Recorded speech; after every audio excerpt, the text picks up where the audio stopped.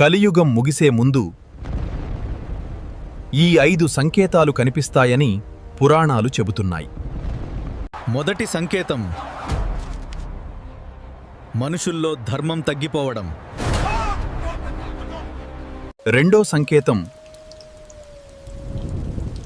దేవాలయాలపై భక్తి తగ్గిపోవడం. మూడో సంకేతం ప్రకృతి కోపంగా మారడం. నాలుగో సంకేతం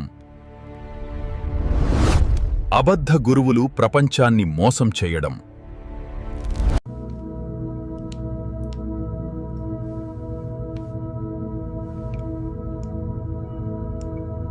అప్పుడు ధర్మాన్ని తిరిగి స్థాపించడానికి కల్కి అవతారం వస్తాడని చెబుతారు. కల్కి అవతారం గురించి ఇంకా తెలియని రహస్యాలు తెలుసుకోవాలంటే ఫాలో అవ్వండి.